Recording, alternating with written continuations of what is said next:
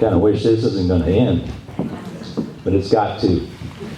And, we've run long, and I was, had a half a mind not to read anything, because that's sometimes what John and I kind of get to that point where we just say, let's just let everybody do their thing, but I'm going to do it because I have the final word.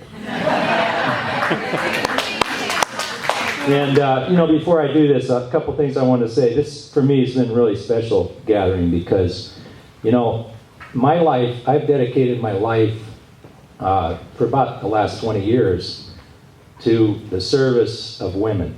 And I've surrounded myself with women, beautiful women.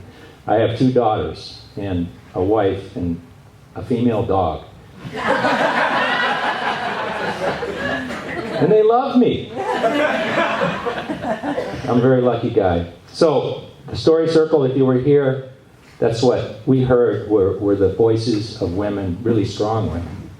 And, I don't want to forget their role in all of this, making us, as guys, just able to do what we do. And I just want to go on and celebrate those people, have those voices. And that includes my daughter who's here. And some of the ones that have gone on, and this is what this is about. And I wasn't going to read it when I went home last night. I just want to tell you this one thing that happened. 1:45, I went across the bridge, and I got on the other side. It was dark, got out of the lights. And an owl crossed in front of my hood, right low, really close. And that's something I haven't seen. I can't tell you for how long, but I took it as a sign. And, I wouldn't say I'm superstitious, but I definitely take it as a sign. And you'll see why here. I'm going to read this. It doesn't take very long. It's called A Final Farewell. And this was, I wrote this in 2009 about just a dear lady that passed away on the island back in Maine, Little Cranberry Island. And so I'll just go ahead and read it. There was just enough air moving to rustle the leaves on the birches near the cabin. It was a late summer day with a light breeze out of the southeast. A thick fog hung over the water among the islands, but the heat of the day kept it dry on shore. Lillian Alley's memorial service was set to begin at 1 o'clock in the afternoon at the Islesford Congregational Church, and I wasn't about to miss it. I had known Lillian my entire life and had always enjoyed her sense of humor, dry wit, and manner of speaking. She had lived on the island since birth, and after marrying Richard Alley, had raised 3 children there. Chuddy, as he was known, had always fished. Their son Rick was a close friend and a damn good fisherman. Lil, as she was known locally, had for so long as I could remember, kept a neat garden and was an inspiration to me in my own efforts to grow vegetables. She was also well known for her ability in the kitchen, whether it was a coot stew or mincemeat pie. Lillian, or Lil as we call her, could usually be counted on to produce a savory dish. Bring Lil a fish, and she'd know what to do with it. It was already afternoon when I took a load of wet laundry out of the washer, carried it down the hill to dry in a neighbor's dryer, which resided in the shed behind the house. Then I changed clothes and rode my bicycle to the church. When I arrived at 1:15, a line had formed out into the road, and I realized that a lot of people weren't going to get seats. I wished then that I'd left the laundry until later, but when I got inside, though the church was nearly full to capacity, a man in a dark suit, who I presumed to be from the funeral home, ushered a group of us forward to the front row, where a few seats were still unoccupied to the left of the altar. The family would be seated opposite us on the right. Presently, they entered in single file through a door at the front of the church and took their places. The mood was somber. It was fairly conventional service, some hymns, a couple of prayers. Children came forward and sang. Lindsay Eisnagel, accompanied by Hugh Smallwood on guitar, and Amy Philbrook on piano, sang a song by Alison Krauss. It was a fitting tribute. After the music, Anna Fernald, one of Lil's oldest and closest friends, came forward and told a story about 2 older women, both in their 90s, who had been lifelong friends. One of them, had passed away suddenly, and her funeral was to be held the following day. Someone asked Mildred if she planned to attend Edna's funeral, to which she responded, "She's not going to mine, why should I go to hers?"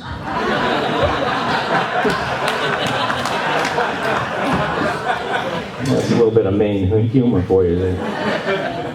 So this got people laughing, though there was clearly a lot of sorrow in that place. And after that, several of us got up and spoke. And Doug Hare, the minister, said a blessing. When the service was over, we all proceeded down the road to the docks. Every lobster boat in the harbor was there, picking up passengers for the flotilla to Baker's Island. My Aunt Pat Rice went with David Thomas aboard his boat, just a plug-in. My cousin Ann Rice and I went aboard the Stephanie with Ricky Alley. A couple of others were aboard as well, along with Rick's and Stephanie's daughter, Ashley, and her fiancé, Drew. Rick's nephew, Corey Alley, led the procession aboard Under Pressure, carrying the ashes. Family members aboard Corey's boat included Lillian's husband, Richard, and Rick's sister, Sue, with her 2 sons, and Corey's wife, Carrie, with their baby. As we followed Corey's boat out of the harbor, Rick's son, Jeremy, fell in behind us in the Julianne. The rest of the fleet was strung out like a daisy chain in the fog, so thick all we could see was the boat ahead and the one behind. Looking at the radar screen, we resembled a string of green pearls, some 20 boats all in a line. And David, who was pulling up the rear, made the comment over the radio that it reminded him of a map of the Aleutian Islands.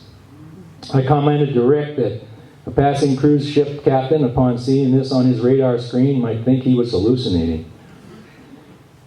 In this way, this waterbound procession made its way around Bunker's Head, down the eastern shore, till we came to Baker's Island Cove.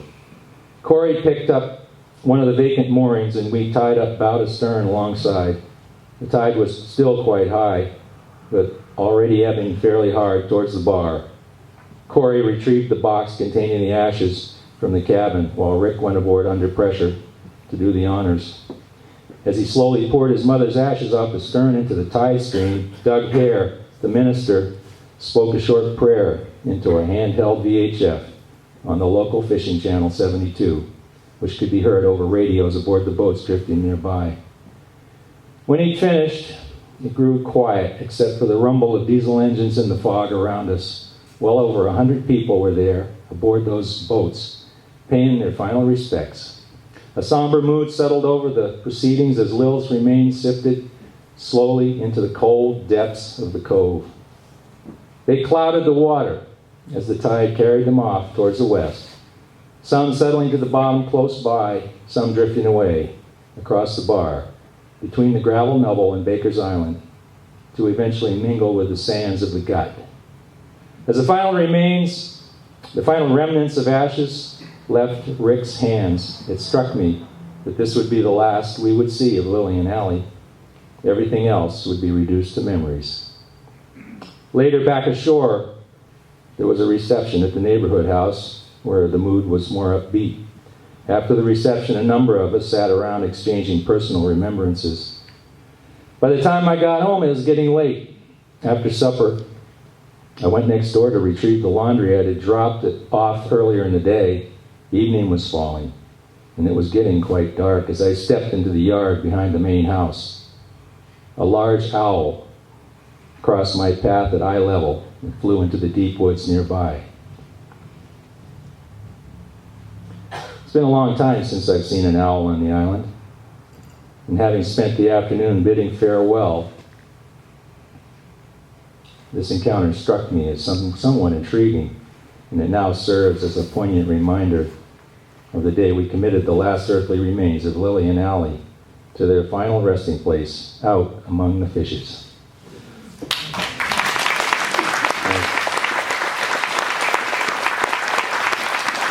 Well, I don't want to end on a somber note, but this was kind of, for me, this was kind of appropriate because I grieve her loss, but she had an incredible life, and she brought a lot of happiness to a lot of people, and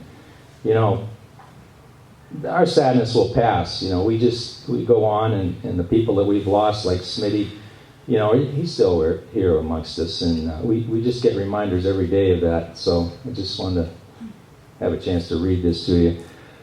The only other person I read it to was Rick himself, little son, and I gave him a copy of it. I don't know how he felt about it, but there it was. Just a short announcement. Ann Mosnes needs a ride north to Edmonds, and anybody going can get in touch with her. She's back here. We're going to be at the gear shack with the key. If you left anything there, and of course there are posters left up here. Anybody that wants them, have one. And there's some rubber bands if you want to roll them up. Anybody want to say anything else? Yeah, I have to check out of my hotel in 15 minutes, so we got to do that group picture fast. Okay. Thanks for sticking with us. Thanks for coming, and we'll see you next year.